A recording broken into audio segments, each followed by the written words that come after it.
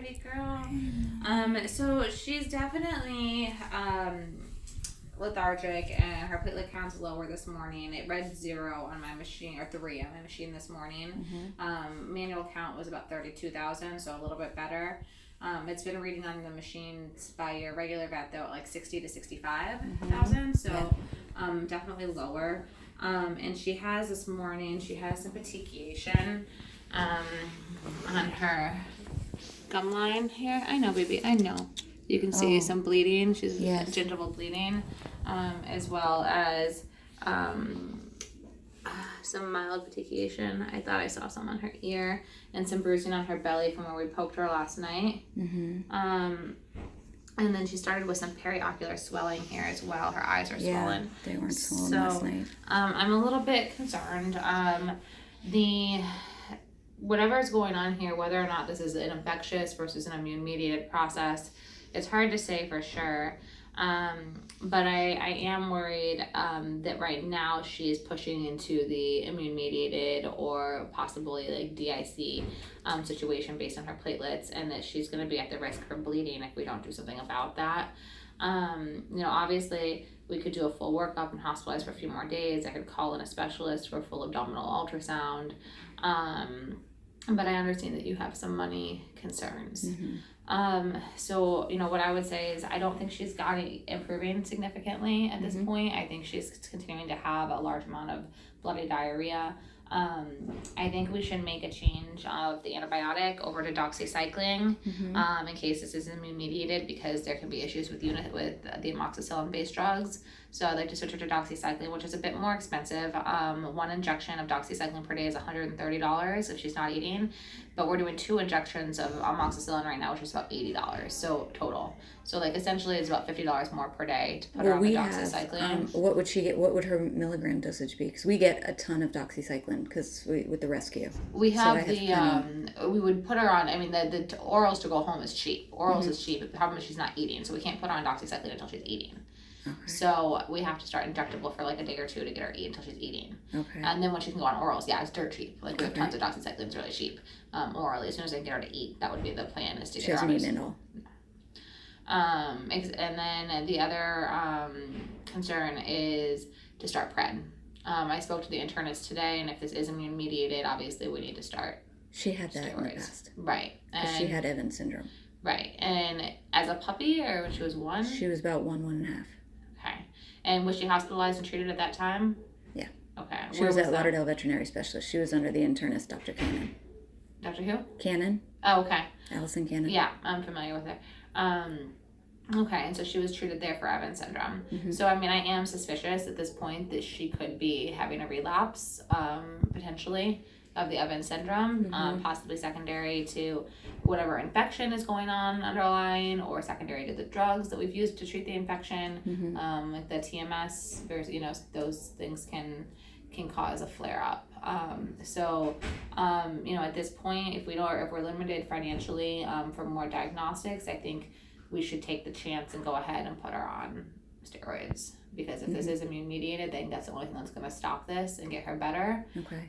Yes, there's the possibility it can cause immune suppression, and if she has an infection, the infection part of it could get worse.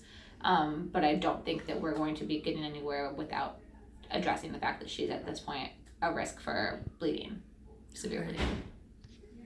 And there's nothing on the x-ray that shows like that she's got anything that would... Sorry, Mommy. It's okay. I'll have them come in here and clean that. But yes, I think nothing on the x-ray was definitive, no. I looked at the x-ray results this morning when I called the internist and read them out to her as well. So, I think, obviously, like I said, there is a concern for infection, but immune-mediated disease is often brought on by infection as well. So, it's hard to say what came first, but I think if we are at a point where we need to see results, that's what the recommendation was from the internist, was to switch from Unison to doxycycline and to start steroids. Okay. So, you have approval for hospitalization until tomorrow. If we start those things now, maybe she'll do better, and we can get her switched over to oral meds and give her a shot at home as long as she maintains her platelet count and her. Don't step in it. Don't step in it. I'm gonna send them in with them off. So what I paid 75% of it was to keep her in hospital till tomorrow. I believe so. Yes, until 7 p.m. tomorrow was my understanding.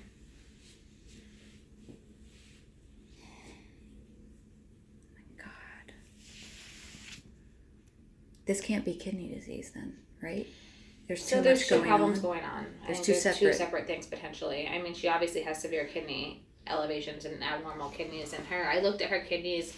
I think subjectively, I think her right kidney looks a bit small. Her bladder is also very, very thick with an irregular wall. Could this whole thing have started with a bad case of, a bad UTI that caused like a pyelonephritis? Possibly, but then again, the urine culture came back negative, so it's a little bit questionable. And like, why is her kidney value is not improving on IV fluids? So I mean, I don't necessarily have the answer for that. I wish I did. But I think, which is worse. We were focused on the acute kidney injury yesterday, and now today I'm a little bit more concerned about the platelets and the fact that she's bleeding and having throwing petechiation and becoming anemic. So I think we need to go ahead and do that and go from there. Okay. Let the girls come in and grab that. I will do a slide agglutination just in case she does have concurrent IMHA, like Evans syndrome is IMHA and ITP, just because that would give me a little bit more confirmation if that was the case. But I think we should start PRED either way. Okay. It's just Evans syndrome is very uncommon. So I know. That's what they said when she got it.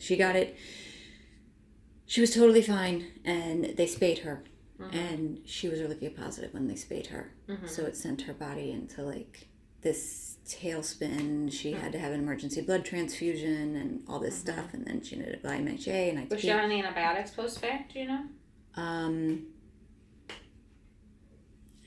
remember. I don't remember. And she was previously Ehrlichia positive? Yeah, they found that out because she was spayed, and I took her home, and all of a sudden I was like, why are her gums so pale? And she was so lethargic, so I rushed her in. Her blood level was like 14 or something like that. So I was going to recommend doing a 4DX today, at least a SNAP test, to find out if we did have any evidence of tick-borne disease. I'm not going to change what I would do. I'd still treat her with the PRED and Doxy. But if there was Ehrlichia as well, but it doesn't quite explain the kidneys. Lepto would explain the kidneys more, but it doesn't explain necessarily immune-mediated side of it unless it's just lepto, and she's now having immune-mediated reaction secondary to the lepto and the medications that were used. So, which would be scary and with a guarded prognosis. But I think if we don't try at least the steroids, there's no guarantee that, Okay. So I'll have them grab some blood for a slide agglutination, and I will have them start steroids. And while they grab the blood for the slide agglutination, I might as well have them run a 4DX just to know, because it's not a super expensive test. It's like $40. Okay. There's a couple little things, and we're gonna continue to clean her up throughout the day because she's continuing to have a lot of medication. Yeah. Okay. So we're gonna get started with that, and if I'll let them know that you're in here, that they can come clean up the. It could be some kind of weird poisoning of some sort. Yeah, I mean, there's lots of poisons that can cause. I mean, she's crated all day at home when I'm not home. So I mean, like raisins, grapes, things like that can cause idiosyncratic kidney failure. I mean, but that doesn't necessarily explain everything else that's going on. Yeah. Unfortunately, it's kind of a confusing case. Dr. Benton she's our longest standing emergency doctor, and she was a bit stumped by it. She and I talked for a while this morning, and then I called Dr. Perez, who was also, it's a complicated case. And I do think that the effusion in her abdomen is a bit more than it was last night. Again, it's subjective. I would say she has a moderate amount of effusion in her abdomen now. I'm not going to poke it again, though, because she has bruising from the spots where we poked her previously. So I think we need to go ahead and get her on some steroids and see if we can help this. But just acknowledging that it's kind of guarded at this point. And then I think that her albumin may be dropping as well, and maybe with the periocular swelling, something cellulitis secondary to the albumin loss. So I'm gonna go ahead and get those things started. Okay. Okay. All right. I'm gonna let them know.